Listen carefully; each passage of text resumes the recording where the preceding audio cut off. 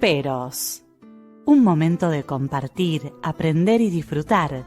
Espera lo inesperado con la licenciada Susana Rasinski.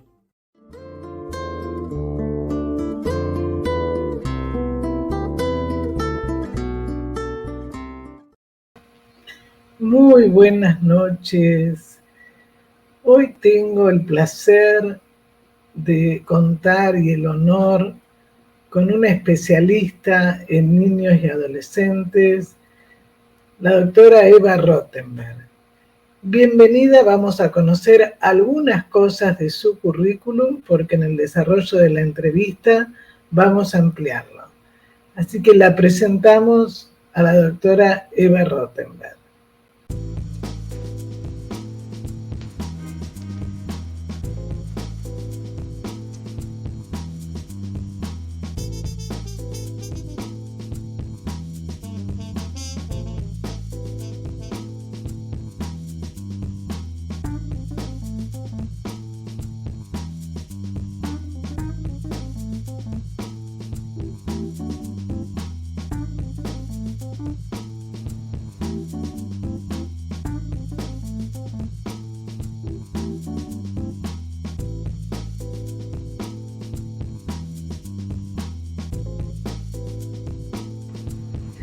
Bueno, muchísimas gracias, bienvenida Eva. Y bueno, como dije en el anunciado, Eva, aparte de ser licenciada en psicología, ha estudiado antropología, sociología, pero hace muchos años que ella insiste en algo que compartimos, recién lo hablábamos antes de empezar el programa, la importancia de la familia, de la escuela, del contexto. Eva ha estado en México, ha formado toda la parte infanto-juvenil en Perú, ha estado en Chile también con adicciones, bueno, es docente del posgrado de formación en México, ha publicado muchísimos libros que, bueno, algunos irá mostrando a través del desarrollo del programa. Y nos convoca hoy un tema, para mí, la audiencia que nos sigue ya va a ser casi 3 años, que siempre me interesa todo lo que es también niños y adolescentes en una sociedad donde cada vez más se ven los abusos, el desamparo, patologías que enseguida se medican y donde de alguna manera lo único que hacen es rotular a los niños, pero no se ve por qué se enferman o qué es lo que pasa cuando aparece un síntoma. Así que te agradezco muchísimo, Eva, que en este momento Eva es la directora del departamento que se anunció recién de psicosomática de nuestra institución, de la Asociación Psicoanalítica Argentina. Bueno, ¿cómo dirías vos o qué pensás vos?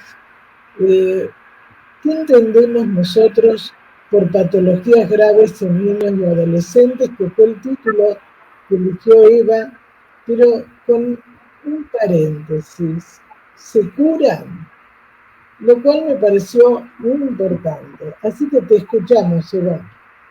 Bueno, buenas noches. Antes que nada, te quiero agradecer, Susana, por esta posibilidad de llegar a la gente, porque me parece muy importante llegar a todos los hogares, no solamente estar en el consultorio y limitarnos a la persona que nos consulta. En realidad, para saber qué entendemos por patología mental severa infanto-juvenil, tenemos que entender o pensar de qué se trata la parentalidad sana, el crecimiento sano. El crecimiento sano, así como la mamá lleva al bebé en la panza y cuando nace cortan el cordón umbilical, el desarrollo va a ser la separación, empezar a ser dos sujetos, otro sujeto, el bebé, otro sujeto, y separarse, pero no totalmente. Es decir, ir separándose a medida que va pudiendo ser cada vez más el mismo. Es decir, que el desarrollo de la parentalidad sana tiene que ver, según mi punto de vista, con posibilitar que el bebé, el niño, niña, el adolescente en cada etapa puedan desarrollar su verdadero self, su sí mismo verdadero, que puedan lograr una autonomía sana, una autonomía realmente sana, y desarrollar su individualidad. Esto no es algo tan fácil. ¿Por qué? Porque los padres somos padres y arrastramos nuestras mochilas, nuestros traumas, nuestras vivencias, y muchos padres creen que los bebés no se dan cuenta de nada, no sienten. Entonces, a veces coincide la crianza con situaciones traumáticas, quizás para los adultos, divorcios, mudanzas, incendios, no sé, tantas cosas que he escuchado, pero yo estuve más de 15 años trabajando con Jorge García Badaraco en el Hospital Borda 2 veces por semana, una vez por semana en el Hospital Neuropsiquiátrico Moyano, y los sábados... Infanto juvenil, para la gente que no sabe, nosotros hicimos prácticas en el hospital también, ¿no? Es el Hospital Infanto Juvenil. No, el Moyano es el de mujeres. No, el de Moyano no, tenés razón. El Tenés Tomás razón. García es el Infanto Juvenil. Sí, Yo sí. estuve en el Moyano de mujeres, en el de hombres, en Borda, pero años después, en el Moyano, hay un ruido, en el Moyano pusimos una escuela para padres para poder prevenir qué pasaba con esos bebés, esos niños, esos hijos, hijas de las mamás que estaban internadas. Pero eso fue años después.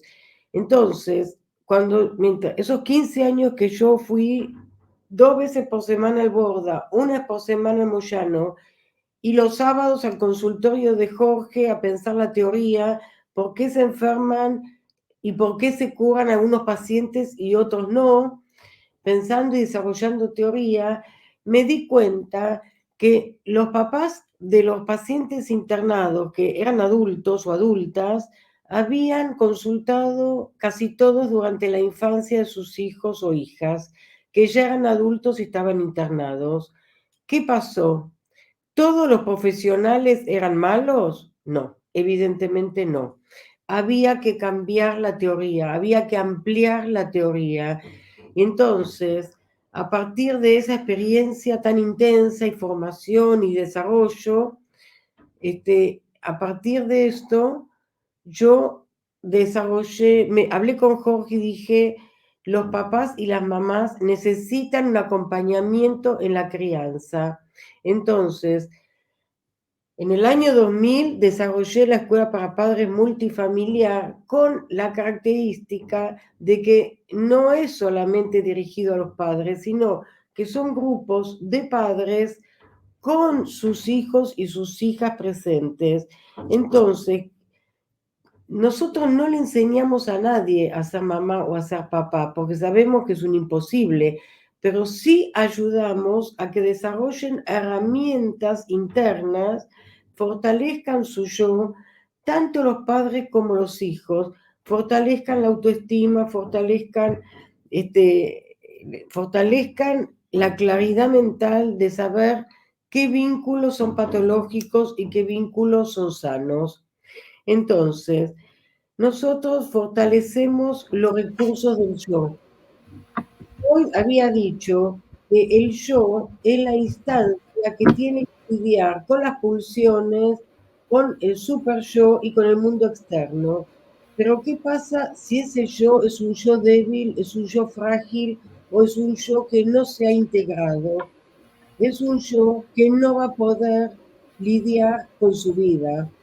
Entonces, ayudando a que desarrollen recursos del yo, empiezan a poder armar su vida, a poder a desarrollar la virtualidad sana con la que nacemos potencialmente. Los bebés, estoy hablando de bebés, por supuesto, sanos, pero inclusive bebés con algún déficit, pueden desarrollar lo que viene potencialmente como virtualidad sana lo máximo que puede cada uno. Entonces, nosotros a partir de estos encuentros, de esta terapia de psicoanálisis, que ampliamos el horizonte de lo que antes era lo analizable, la posibilidad de analizabilidad. Antes no se analizaba la psicosis, no se analizaba los síntomas de un bebé, no se podía analizar la patología de piel, porque era sin palabras, no se, parecía pura Bueno, biología. Eva, si tenés a mano, hace pocos meses publicó un libro sobre este tema. Mostrarlo para que... Vos sabés que el programa lo ven desde el Fórum de España, de Israel, de Perú, de México, así que bueno. Bueno, Si mira... no importa, seguí hablando y después...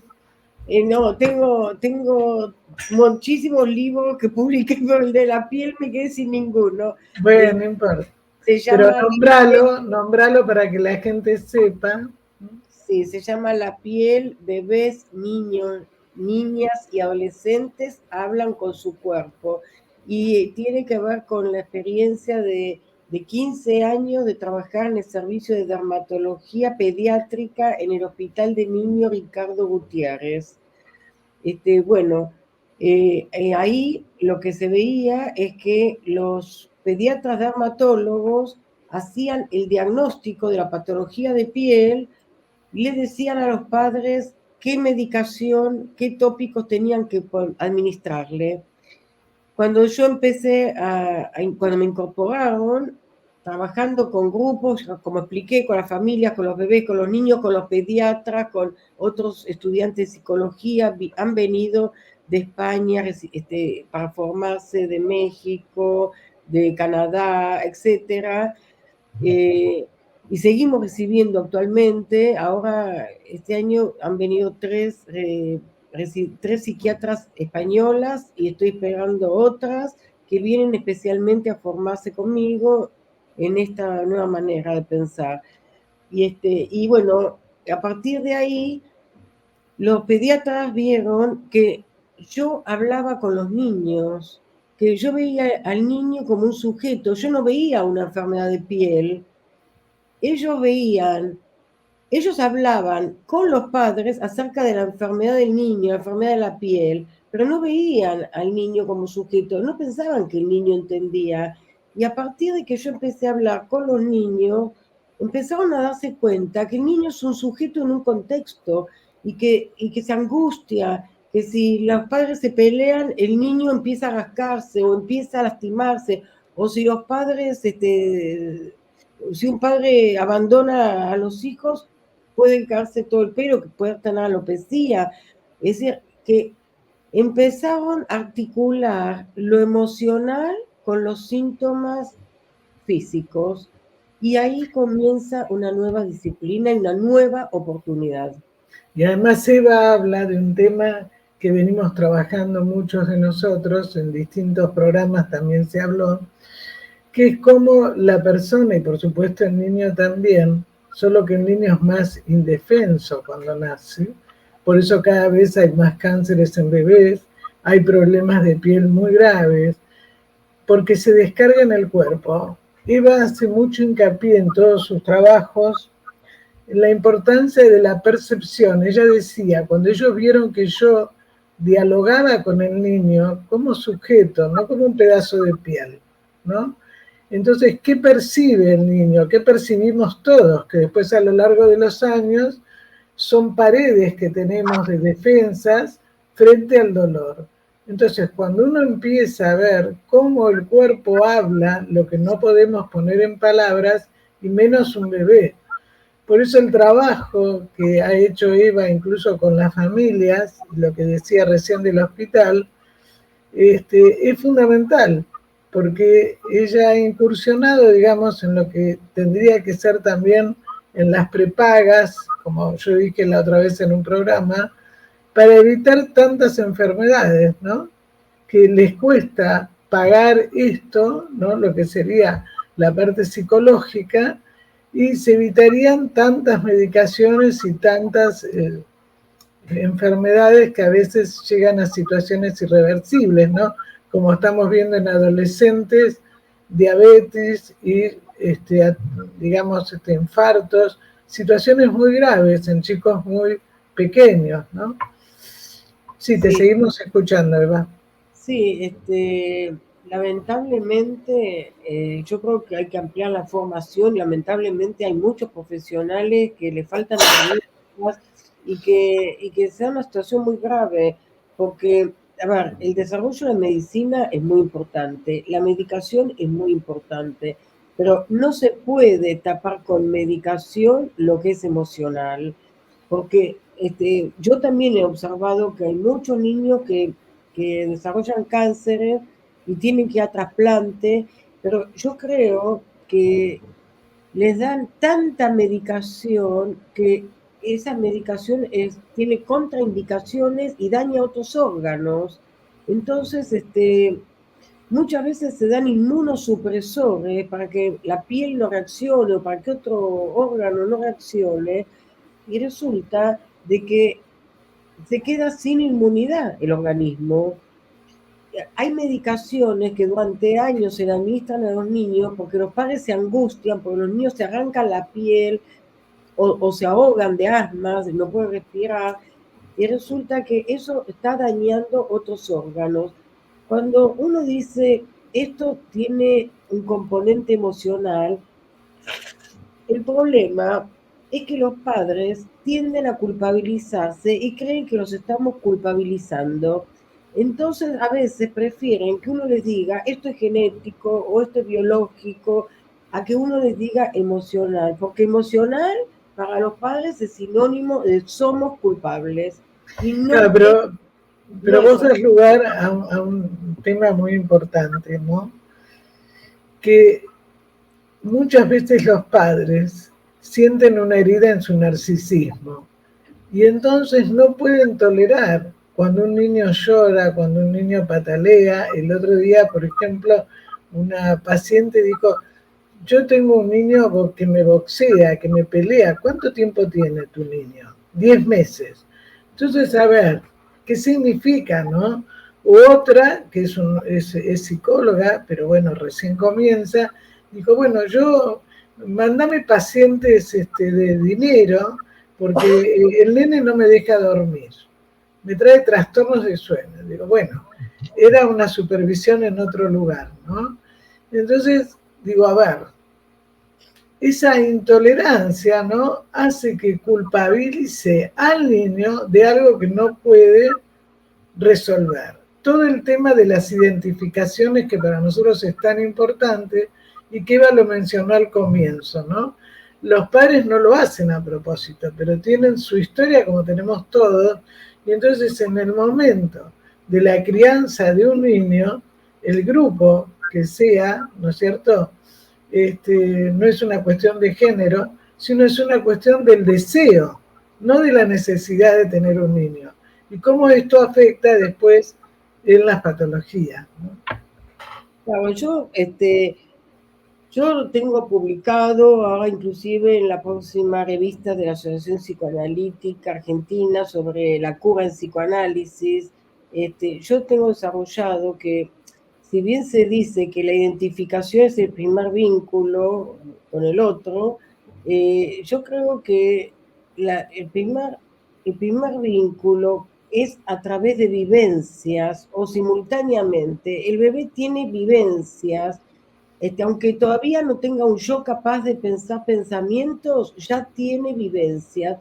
Y lo que yo pienso, lo que yo he desarrollado, es que esas vivencias van a influir en qué aspectos, cuando el yo se desarrolle y se integre, qué aspectos de esas identificaciones que vienen del otro y que toma el yo, con qué se va a quedar, con identificaciones más sanas o con identificaciones más patológicas. Esto va a depender de las vivencias tempranas.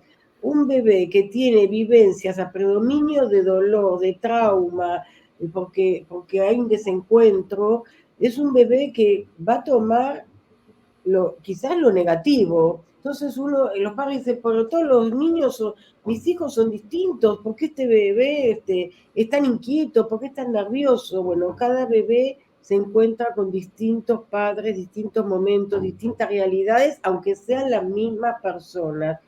Y los padres tienen también sus historias traumáticas. Hay padres que pasaron guerras, hay padres que pasaron, que se quedaron sin trabajo, hay padres que quizás quedaron huérfanos muy tempranamente. Los padres tienen sus historias, por eso yo no los culpo. Este modo de trabajar ayudamos simultáneamente a los padres y a los hijos. Es decir, que no es que los padres vienen para ayudar a los hijos porque los padres son malos padres, no. Ayudamos simultáneamente a que los padres desarrollen sus recursos yoicos y que los hijos vayan desarrollando su autonomía, su autoestima y vayan confiando más en los padres y los padres en los hijos. Es decir, es un trabajo, es un psicoanálisis de la complejidad y es un psicoanálisis que incluye lo social y lo comunitario, porque entre los profesionales también pueden haber directores de colegios, abogados mediadores, abogados de familia. Es decir, hay tantos aspectos que pueden dañar la subjetividad, ¿no? Un divorcio contencioso es destructivo para los hijos, porque los hijos, salvo que el papá o la mamá sean perversos y hayan abusado o algo así, los hijos quieren a los padres y a las madres. No tienen que elegir con quién me quedo, aman a ambos. Esto es fácil decirlo, es evidente, no, pero cuando está en la situación de un divorcio contencioso, no es evidente. Tanto la mamá como el papá esperan una lealtad de ese hijo o de esa hija, y el hijo o la hija se sienten partidos, y he atendido, hay abogados mediadores que han derivado a la escuela para padres y familias, donde el hijo, por sentirse así tironeado como Tupac Amaru, que tenía que elegir, estaba, estaba ahí cerca de tener un brote psicótico. Entonces, muchos adolescentes llegan a la adolescencia sin un yo capaz de afrontar todos los desafíos del adolescente, que son el cambio del cuerpo, el deshacimiento de los padres de la infancia, porque empiezan a criticar, a ver que los padres no son perfectos, que no son Dios, que no saben todo, el tener que asumir una identidad sexual, el tener que ver cómo hace para tener una pareja de otro sexo, del mismo sexo, pero es decir, asumir la identidad sexual, la elección de la identidad, cuál es la atracción sexual, el desafío de los grupos, cómo estar con adolescentes, cómo estar con otros. Pero también es importante ahí, cuando los padres no los dejan crecer y te dicen no me estudian, ¿no? Ese pronombre me, y donde de alguna manera proyectan en los hijos sus situaciones traumáticas, ¿no? Como el caso de una adolescente que está medicada y donde el padre, digamos, descubrió que ella a los 16 años se besó con un chico y una compañera no la ayudó. Entonces ahora está obsesionado, como la chica sigue siendo amiga de la chica y aparentemente elige, digamos, las mujeres, creo que hay una confusión, no lo tiene claro, pero el padre está obsesionado porque es como decir, ¿cómo está con un chico cuando es normal a la edad, ¿no es cierto?, de 16, 17. Entonces el tema es que muchas veces, o la anorexia, que también es un tema que has trabajado mucho vos, y bulimia, digamos, ¿qué pasa con esas madres que como son bulímicas, otro caso, ¿no? Dice, mi mamá era bulímica, la abuela de la nena, yo soy bulímica y mi nena no come, o no come lo suficiente, hace mucho ejercicio, sin tener conciencia qué es lo que está pasando ahí, ¿no? Pero qué se proyectan los hijos, como vos decías recién, cuando hacen que el hijo elija con quién se queda, cuando eso no lo tiene por qué decidir porque quiere a los dos. Pero si la madre o el padre no tiene internalizado que el hijo es deseo de los dos, no es mi hijo, nuestro hijo, ¿no? Yo voy a la reunión de la escuela, voy o vamos, ¿no? Este tema de nosotros. Y eso la mamá o el papá o quien sea no lo tiene incorporado. Entonces, ¿cómo eso influye después en la identidad sexual, en la separación, en el crecimiento, ¿no? Sí, la verdad que la mente, el desarrollo del ser humano es tan complejo que, que cada paso, cada etapa es muy importante. En el tema de la anorexia, bulimia, obesidad, hay un vínculo que a través de la comida, donde quizás en la obesidad la comida está erotizada, es lo más importante, o en la anorexia quizás el alimento es portador de un vínculo tóxico, de veneno, de, de si como, y si tengo, no sé, 1 gramo de grasa, soy un asco, no valgo, mi mamá no me va a querer, mi papá me va a rechazar, etcétera, es como si fuera vergonzante. Es decir, que la comida es portadora de una significación que hay que descubrir para cada familia de qué se trata. Pero también el ingreso al jardín de infantes. Yo atiendo adolescentes, adultos que han sido medicados desde niños, desde el jardín de infantes por hiperactividad y llegan a la edad adulta y no pueden desarrollar su profesión, inclusive se han estudiado. ¿Por qué? Porque se ha tapado durante años con medicación algo que podía ser un conflicto de fácil resolución. Entonces, no estoy en contra de la medicación porque es un descubrimiento, un desarrollo científico muy importante, pero en su justa medida cuando es necesario. Pero no se puede tapar lo emocional. Las heridas del alma no se curan con remedios, se curan dialogando, se curan entendiéndonos, se curan abrazando, ¿no? Abrazando el desamparo. Es decir, no se tapa con remedios. Yo les hablo a los padres que escuchen el programa de Susana, que es excelente, porque pierden años, no se sientan culpables, porque no somos culpables, todos los padres y madres nos equivocamos, todos. El tema es poder tener el valor de pedir ayuda, de ver cómo podemos salir de esta encrucijada, porque todos tenemos historias, como dijimos, y además nos suceden cosas que no elegimos. Yo pensaba ahora, ¿cuántas generaciones van a necesitar las familias de Ucrania para revertir estos traumas horribles que así de repente empezaron a caer las bombas porque a alguien se le ocurrió? No quiero hablar de política, pero lo que quiero decir, ¿cuántas generaciones se van a precisar por estos traumas? ¿Vamos a acusar a esos padres de que no fueron suficientemente buenos? No. Pero que los hijos van a tener angustia sin nombre, seguramente que sí. Los hijos, otras generaciones, pero tenemos que comprender, no condenar. No, y además vos das pie a otro factor, que mucha gente que vivió la guerra, no esta, otras guerras, los abuelos, en este momento tienen mucho miedo. El otro día una amiga tiene el hijo en Polonia y entonces obviamente estaba muy inquieta para que tuvieran la ciudadanía argentina los nietos. El hijo es argentino, pero hace mucho que está en Polonia. Cuando le dijeron el otro día que lo obtuvo, o sea, cuando la persona está alejada, ¿no?, de qué significa el tráfico de niños, qué significa lo que está pasando en nuestro país, que ya es parte del paisaje, ver gente durmiendo en la calle, los chicos con hambre, todo eso son situaciones traumáticas. Entonces, el tema, ¿cuál es? Recién cuando te escuchaba, una paciente también que de muy chiquita tenía miedo, fobias, con un padre pediatra, la medicaron. En este momento, con 50 años, quiere dejar la medicación y por supuesto le cuesta, ¿no? Todo el terror, aparte de lo que significa tantos años una medicación en el metabolismo en el cuerpo, ¿no?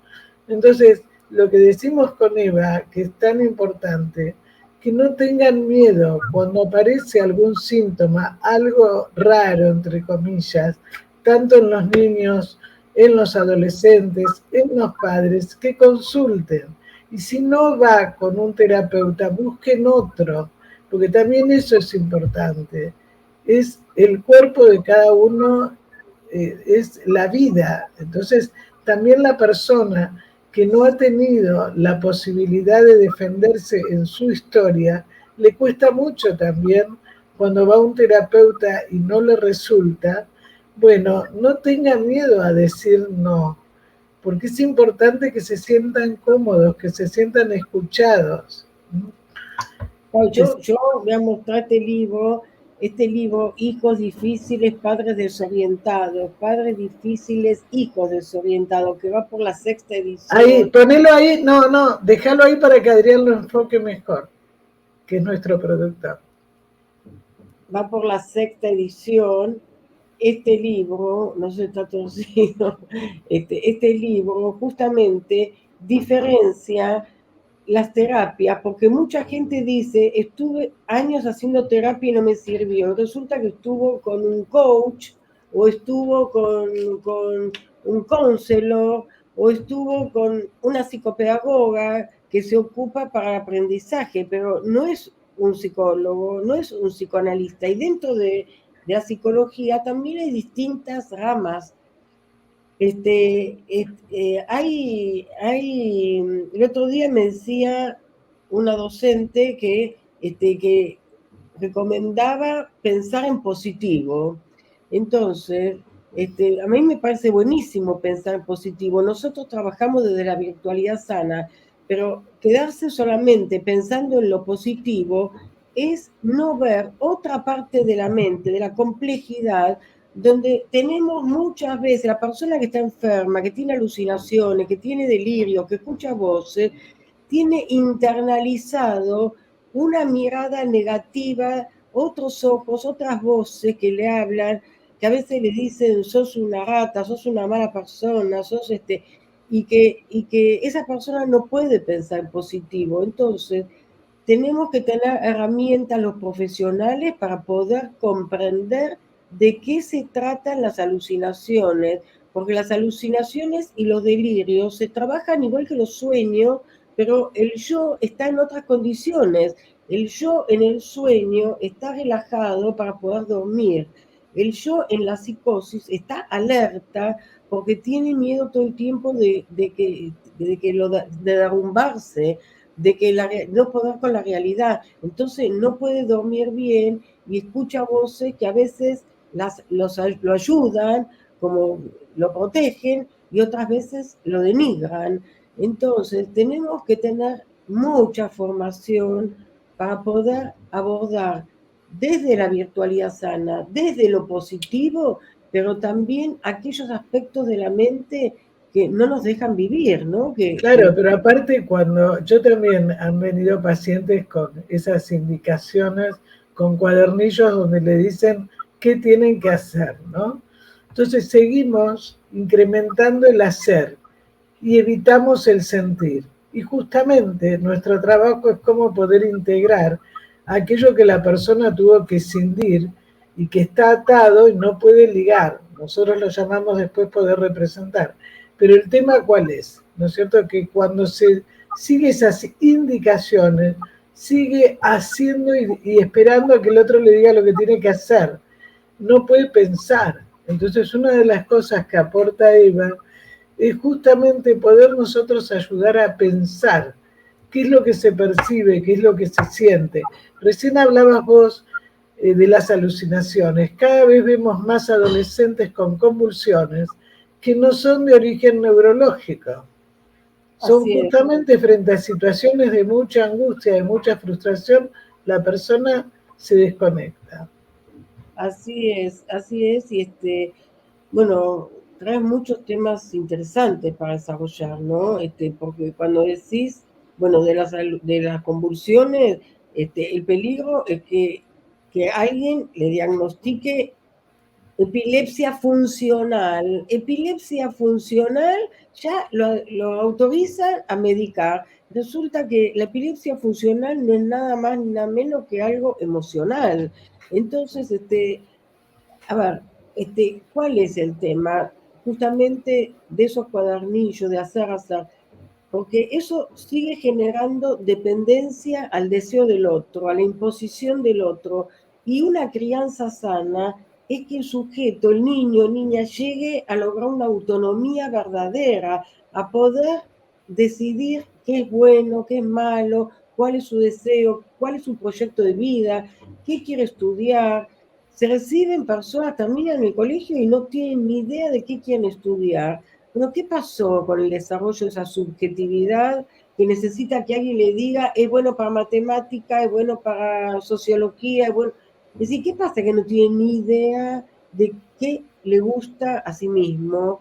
Es decir, somos una unidad. Entonces, lo que nosotros tratamos de desarrollar es la confianza en uno mismo, que puedan recuperar esa autonomía que no pudieron quizás lograr en la crianza, pero también ayudar a los padres a que no se sientan culpables y que puedan ver las partes sanas de esos hijos, que quizás en algunos aspectos no se han desarrollado, pero en otros sí se han desarrollado. Entonces, también cuando se dice que el psicoanálisis tarda mucho, eso no es cierto. Es decir, nosotros no nos quedamos 20 años en el pasado, nosotros vamos trabajando cuando el pasado está en el presente. Es decir, si un sujeto se siente, un niñito, una persona de 30 años, se siente un bebé que tiene que ir acompañado, que mamá y papá tienen que decirle qué ponerse, qué tiene que comer, qué le gusta estudiar, es una persona de 30 años que se ha quedado en la infancia. Entonces, ahí tenemos que ver cómo lo ayudamos para desarrollar ese aspecto que ha quedado detenido en la infancia. Pero estamos en el presente y en el futuro. Nuestro psicoanálisis, el proyecto del psicoanálisis es que la persona pueda vivir sanamente, cuidándose, cuidando a su entorno familiar, a su entorno social, que pueda cuidar el ecosistema también, porque la salud también es cuidar el ecosistema, que es la familia y la casa de todos. No se puede, no hay alguien que uno puede decir es sano y sin embargo tira la basura por todos lados, no cuida el medio ambiente, porque está destruyendo la casa, el hogar de las generaciones futuras. Y eso también es enfermedad mental. Sí, el psicoanálisis multifamiliar aborda al sujeto, la familia, la escuela, el entorno social, el entorno, la comunidad y el ecosistema. Y quiero decir que cuando fui a formar psiquiatras a Chile, a clínicas estatales sobre adicciones, yo... Crean adicciones. Adicciones, sí, adicciones. Entonces, bueno, yo viajaba una semana por mes. Entonces, yo les dije, bueno, citen a todos los padres que puedan ir. Y entonces, y preparen lápices y hojas de papel. Bueno, cuando llegué, le pregunté, saludé a todos, le pregunté a los padres si sabían por qué sus hijos estaban internados. Y me dijeron, sí, porque consumen. Entonces, no seguí con ellos, le pedí a los adolescentes si podían dibujar su familia. Primero les dio vergüenza, cómo adolescentes van a dibujar, les dio mucha vergüenza. Después que se animó el primero, empezaron a dibujar y los dibujos hablaban. Había uno que dibujó una casa grande, grande, grande y él, un hombrecito chiquitito, abajo de la casa sosteniendo la familia. Y ahí él dijo que él era dealer porque era con lo único que podía alimentar a sus padres y a sus hermanos. Otro hizo un dibujo, una casa destruida, la familia se había destruido. Otro hizo una firma, lo único que tenía era a sí mismo, no tenía a nadie. Bueno, cada uno fuimos trabajando los dibujos. Cuando terminamos de hablar de los dibujos, y todos los adolescentes querían hablar de su dibujo, y les quiero decir que ahí en esa clínica parecían unas guardias cárceles, parecían presos, no una clínica de recuperación.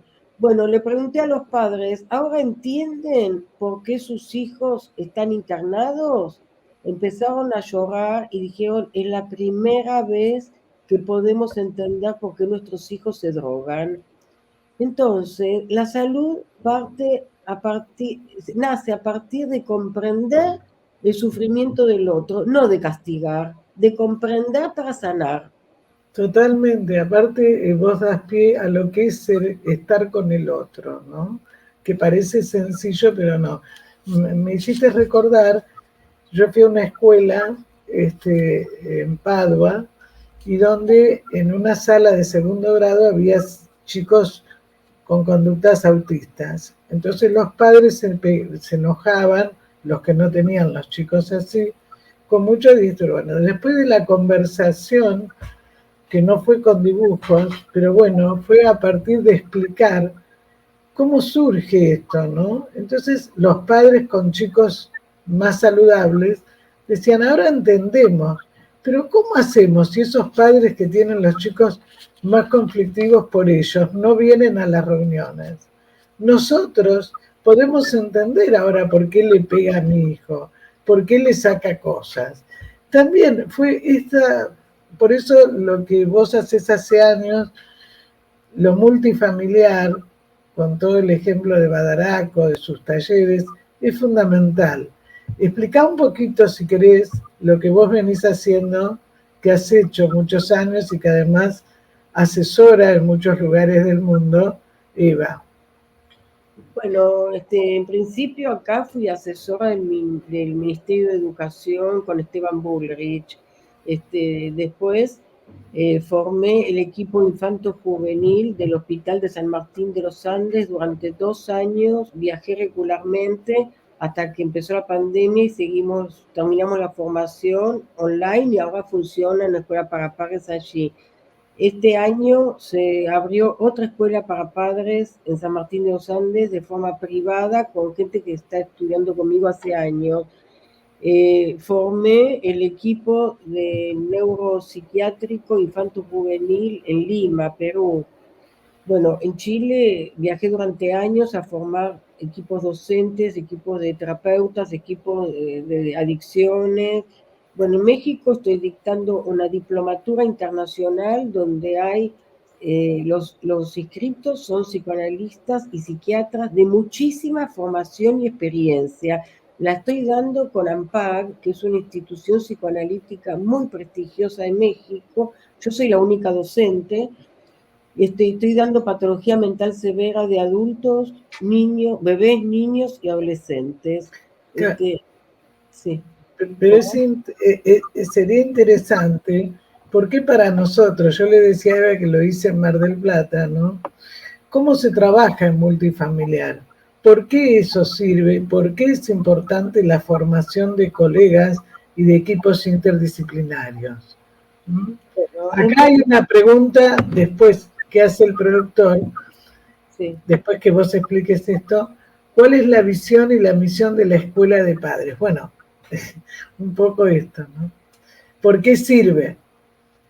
Bueno, a ver, antes se decía, y muchos psiquiatras siguen diciendo que la psicosis no se cura, que el autismo no se cura, que la hiperactividad no se cura. No se curaba. Yo siempre digo, ahora tuvimos la pandemia del COVID. Si los científicos hubieran dicho, el COVID no se cura, estaríamos todos muertos. Los científicos se pusieron a investigar y sacaron vacunas.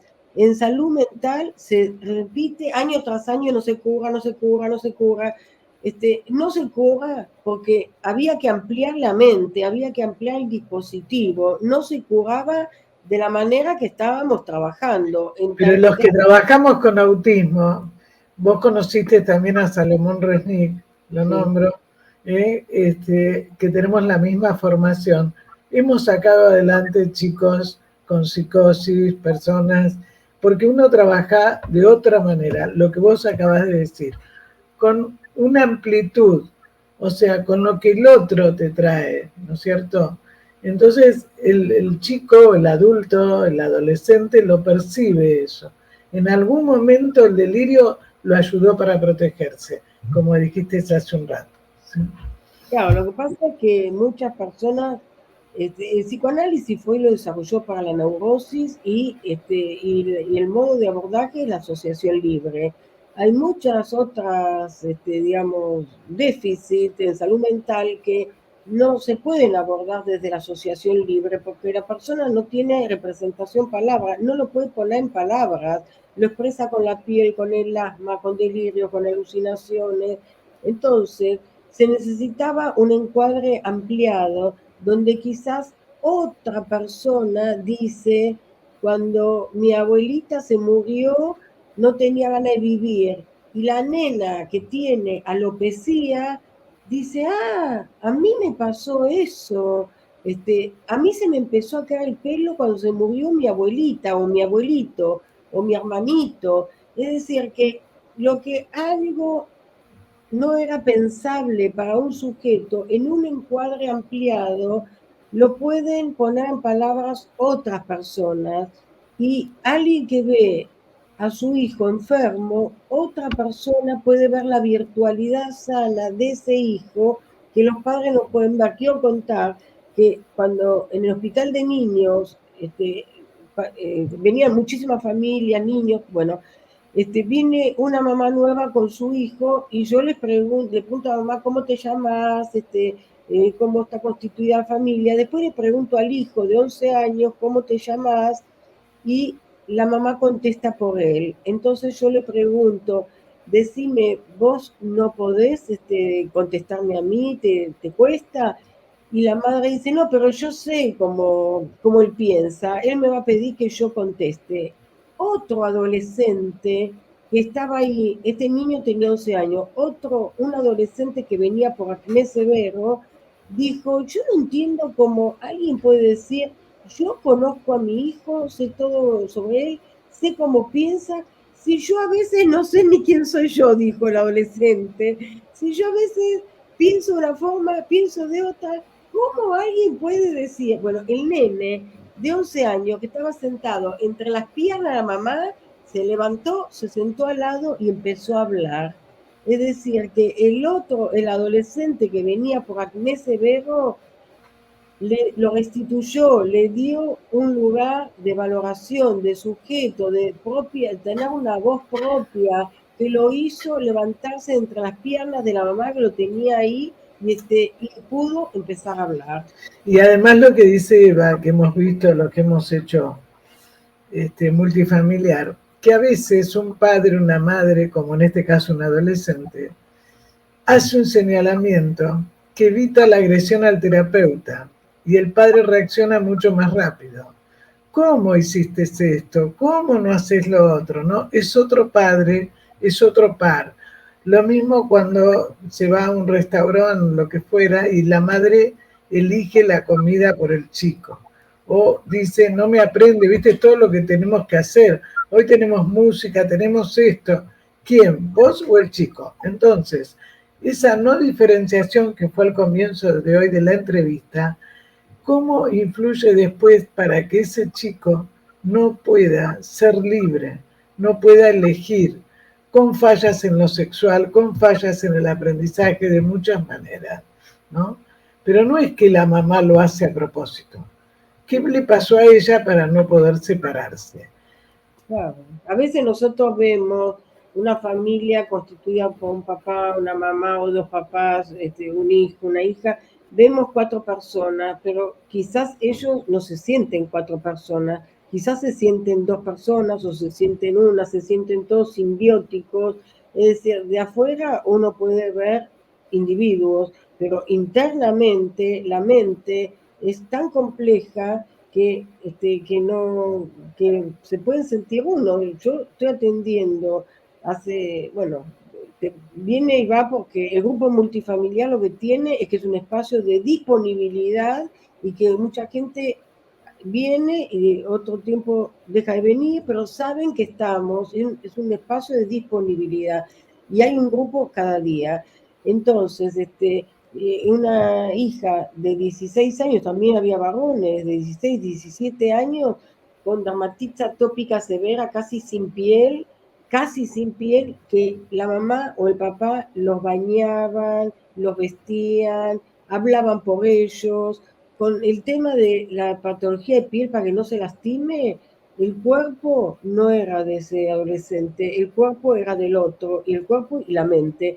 Bueno, en ese caso, ¿de qué se trata la curación? La curación se trata en que se empiece a sentir un sujeto dueño de su cuerpo, dueño de sus sentimientos, que tenga la posibilidad de decir yo quiero esto o yo no estoy de acuerdo con esto, y nadie se muere por eso. Al contrario, yo veo que cuando los padres se sienten ayudados y ven que sus hijos mejoran, nos agradecen muchísimo. Los padres vienen para que los ayudemos, entonces nosotros no los culpabilizamos y realmente si alguien culpabiliza a los padres está haciendo mala praxis, Total. porque los padres vienen, nos consultan para que los ayudemos a ellos y a sus hijos. Es decir, no quieren el daño, no quieren el mal para sus hijos. Así que Pero además también cuando los chicos escuchan a los padres que le dicen, la verdad que no sé cómo hacer esto, cómo podemos estar mejor, vamos a pedir ayuda. Al chico también le queda registrado que él también puede pedir una ayuda cuando no entiende un profesor, cuando un compañero le hace bullying o lo que fuera, ¿no? Es decir, esa cosa de soberbia, de que no se puede hablar, ¿no? Hay muchos chicos que por ahí te dicen, yo no le podía preguntar nada, había una tensión a la hora de la comida. Se acercaba a mi papá y no podíamos hablar, no podíamos hablar. Y eso cómo repercutió después cuando esta señora es mamá. No podía hablar con sus hijos, ¿no? Entonces, ese tipo de repetición de conductas, ¿no? Que la persona no es consciente porque repite. ¿Cuáles son las patologías que más te parece a vos que en este momento aparecen? Mira, yo la verdad que atiendo de todas las edades, inclusive bebés que no duermen, bebés que vomitan, hasta gente adulta. Yo lo resumiría con que estamos viviendo un momento de mucho desencuentro. Cada uno está muy ocupado, muy acelerado con sus actividades, los padres, las madres, todos trabajamos, los hijos están solos y los padres no entienden, porque como estoy trabajando al lado tuyo, porque trabajan desde el ordenador, nunca estás solo, pero no entienden qué es esto de sentirse acompañado. Y el tema es la angustia. ¿Qué hace cada uno? ¿Cómo procesa la angustia? ¿Tiene un yo con recursos como para poder sublimar, para poder quizás expresar la angustia, decir me siento mal, o hablando, o dibujando, o escribiendo,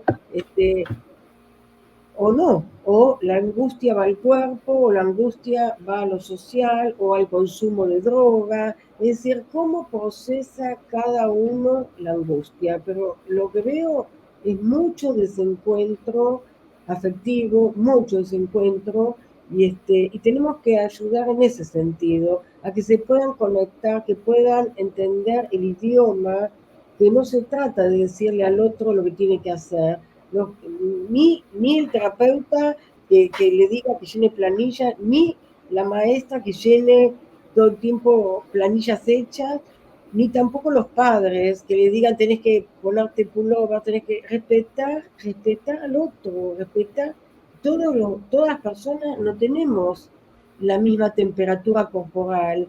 Hay niños que dicen tengo calor y no se enferman, no se resfrían, tienen calor, corren, son más activos, pero hay padres que tienden a abrigar y abrigar, y entonces esto hace que el hijo no pueda integrar psiquesoma, porque el cuerpo es del otro, no le admiten la percepción y lo que siente. Te quieren imponer, no, ahora hay que comer, ahora tenés que tener hambre. Y si no tengo hambre, pero bueno, hay horarios para comer, pero hay padres que le dan galletitas todo el día y después quieren que se quede sentado a la hora de comer. Es decir, hay una desorientación, ¿no? Sí, fíjate que ayer hicieron un informe, la verdad que es, es muy significativo, un grupo que no existe en la realidad, ¿no? Pero está en la ficción y es el más escuchado por la franja adolescente. Es decir, que esto hay que tener mucho cuidado con la inteligencia artificial, porque justamente, aparte de las estafas que ya hubo, la persona, frente a la angustia que siente, puede buscar, ¿no es cierto?, algo que no es real, ¿no? Y que de algún sustituye lo subjetivo y cada vez eso favorece más la decisión entre el pensamiento, el afecto, ¿no es cierto?, y la experiencia de satisfacción. Entonces, no se puede negar la inteligencia artificial, las redes. El tema es cómo muchas veces la gente busca eso porque no encuentra lo que vos decís, el abrazo, la caricia, ¿no? Uno vio en la pandemia cómo se adoptaron mascotas, ¿no? Que de alguna manera, digamos, ayudaban a ese estado de soledad, ese estado de vacío, porque movió muchas cosas, tanto en los chicos como en los adultos, ¿no? Sí, sí, hay mucha, está la soledad física, pero está el sentirse solo a pesar de estar acompañados. Y yo creo que esto también es muy importante que lo detecten docentes, porque yo he ido a un colegio, hablar con el gabinete, un colegio privado trilingüe, con un jardín, con juegos divinos, y resulta que había un niñito de 2 años caminando con su mochilita así de un lado para el otro, solito, nadie lo veía, era un niño invisibilizado. A esa edad, una maestra que mire, que le diga, vení, ¿por qué no venís? Vení, vamos a jugar juntos, llama a otros niños, lo ayudan a integrarse muy fácilmente. Pero si ese niño pasa invisibilizado, inclusive para los docentes, es un niño que empieza a ser dejado de lado en salita de 2, en salita de 3, y cada vez peor, peor, peor. Después un niño sufre bullying. Es decir, Totalmente. ¿dónde están esos adultos? ¿Cómo los preparan Bueno, a los niños? falta. Se nos ha ido el programa, pero mira, antes de que yo te voy a dar el cierre, y estás comprometida, por supuesto, para estar en otro, el próximo programa va a estar la licenciada Julia Montejo, que vamos a hablar sobre la curiosidad como motor profesional. Pero vamos a dejarte el cierre para que vos des un mensaje a la audiencia. Como te dije, hay gente colega y hay gente que no es profesional, no es psicoanalista. Hay muchos padres también que miran el programa, así que docentes. Bueno, yo les pido a todos que profesionales, padres, hijos, no se queden con los diagnósticos. Los diagnósticos les sirven a los médicos para saber qué remedio dar. Pero a las personas no nos sirven los diagnósticos.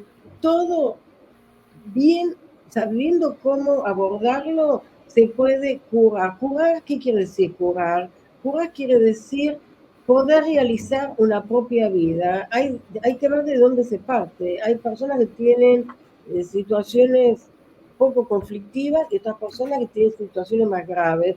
Las personas diagnosticadas como psicóticas, con alucinaciones y delirios de años, les aseguro que están pudiendo hacer su vida, trabajar, ser autónomas, que desaparecieron después los delirios y alucinaciones sin medicación. La medicación tenían mínima para no angustiarse tanto, pero pudimos entender esas voces, esos pensamientos. Lo mismo con niños de espectro autista.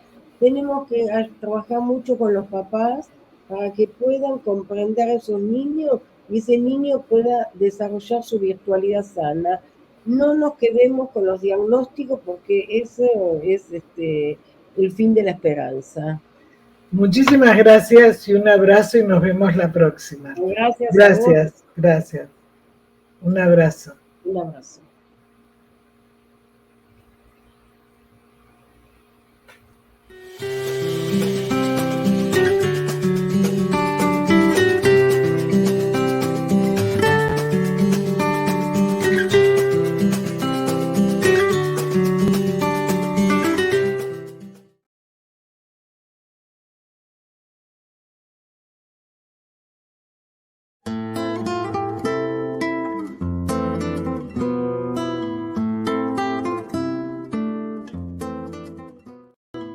Sin peros. Un momento de compartir, aprender y disfrutar. Espera lo inesperado con la licenciada Susana Rasinski.